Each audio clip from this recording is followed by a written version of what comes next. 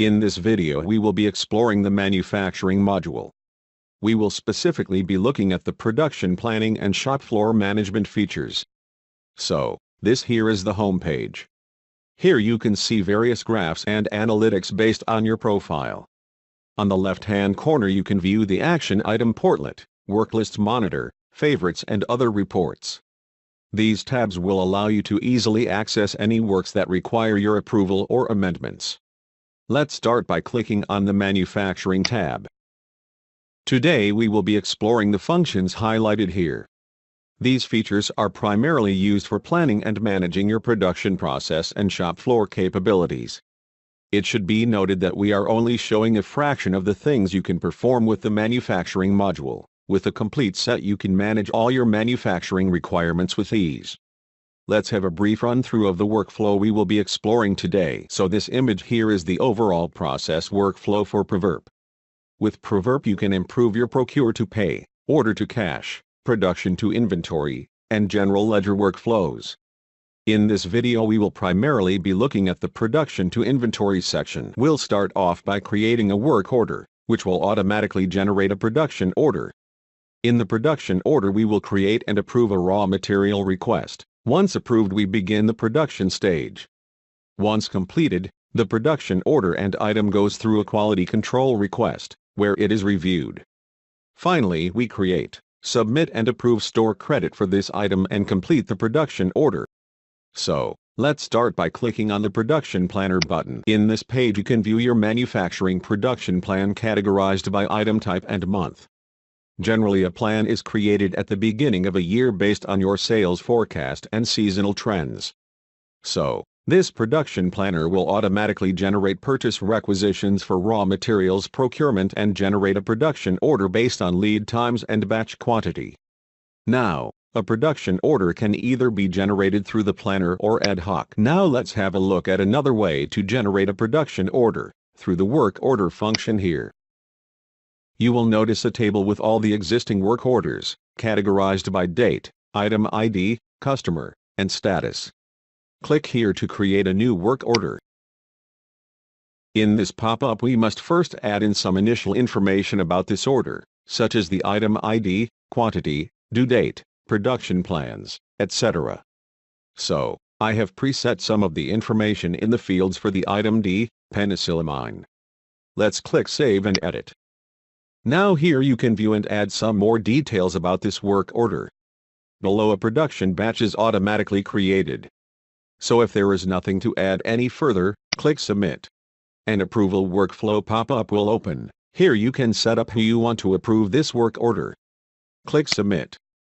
As you may have noticed, the status of the work order has been updated. Now the next step is to approve this work order so we can get a production order started.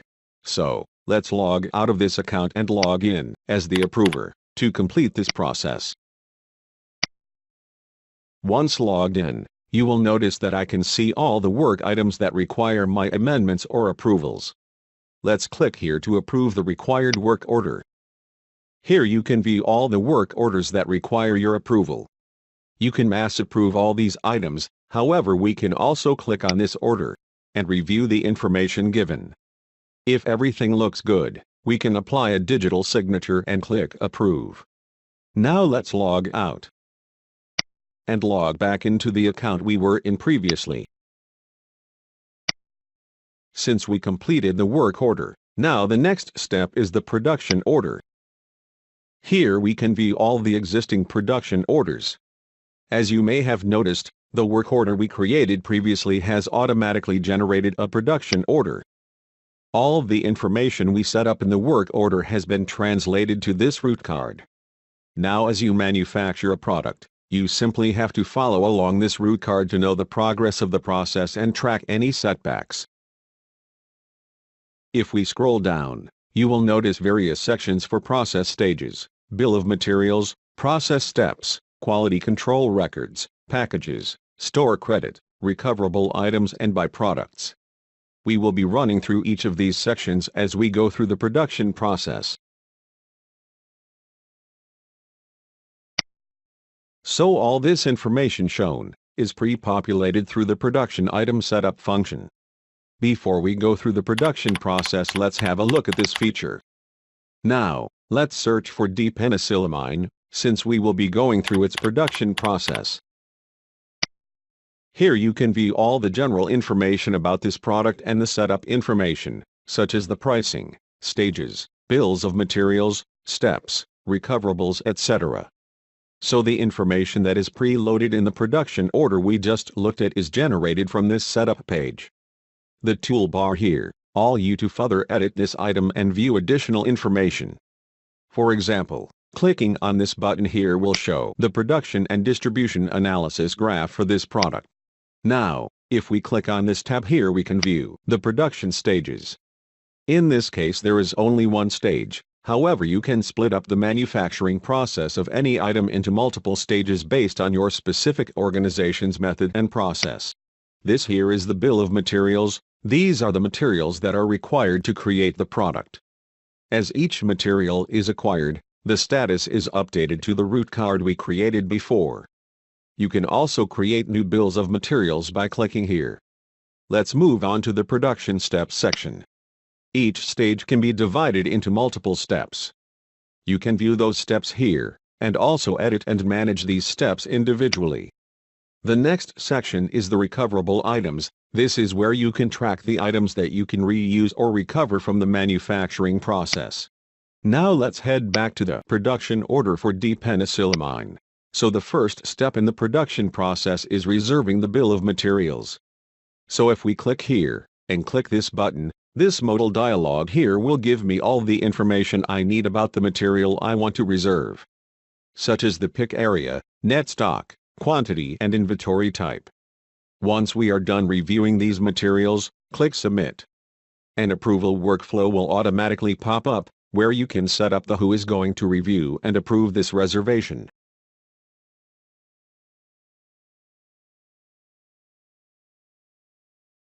Now let's log out and approve the following material reservations.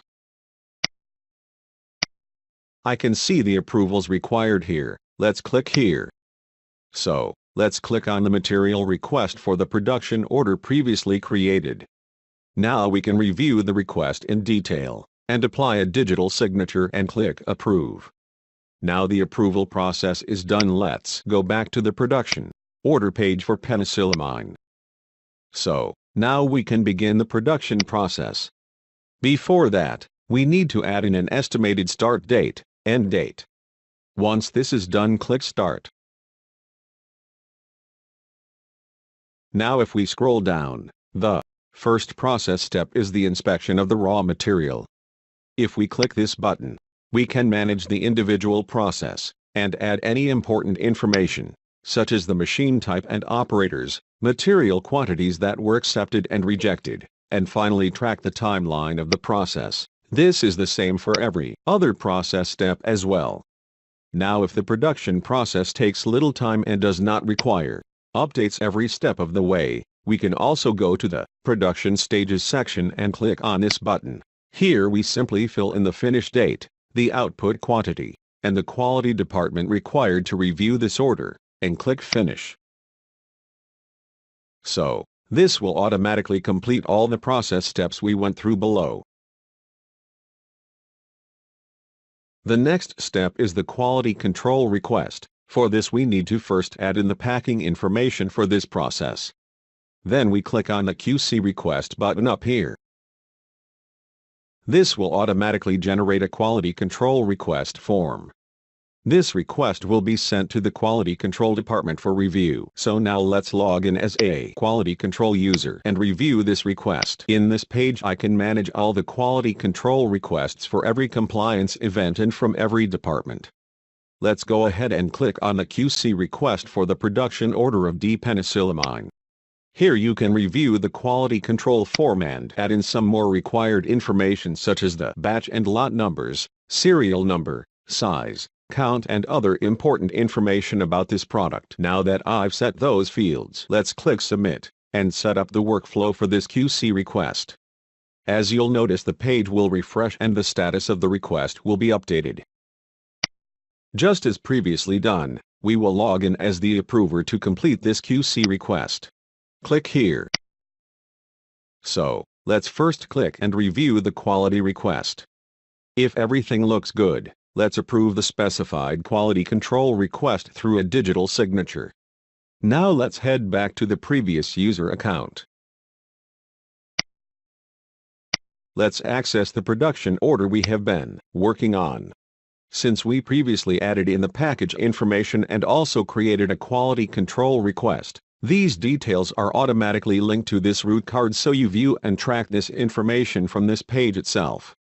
Now the final step is to complete the production process and generate store credit. Click on the Complete button and set up the approval workflow to apply the store credit. The store credit is created when you're moving a produced item to a finished goods store. Now let's log in as the approver and complete the production order. Just as before, we tick the specified item, give a digital signature or use a saved signature and click Approve. Now if we head back to the production order submodule and click on the production order we created, you will notice the status of the order has been updated. If we scroll down, we can also view the store credit number and reference details. Now let's explore the plant and shop floor management features in this module. We will start by having a look at the Daily Work in Progress sub-module here. The Daily Work in Progress feature is for you to track the inventory that is undergoing some manufacturing process. Since it cannot be considered a raw material as well as a finished good, you can use this feature to track the completion of this product. To create a new work in progress, click here.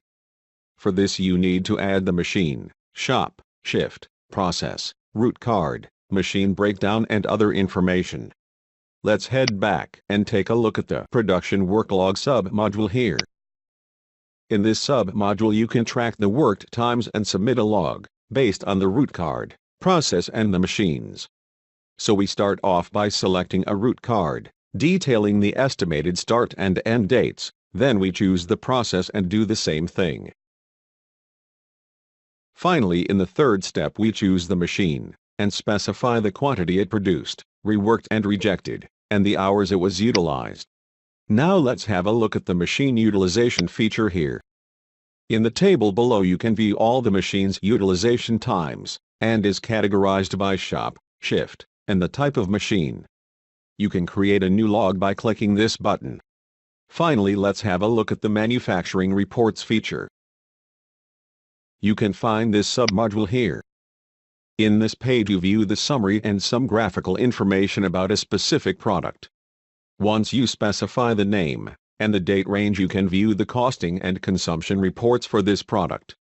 Let's have a look at how the costing report looks. So this here is the costing report. These reports can be customized to meet your specific needs. Next up we have the consumption report. This is only a fraction of the reporting features Proverp provides. If you would like to see more video demonstrations about our product, such as the procure-to-pay, order-to-cash workflows, and the quality management system, please visit our YouTube channel or contact us. To learn more about our powerful and unique ERP platform, please visit our website. Thank you.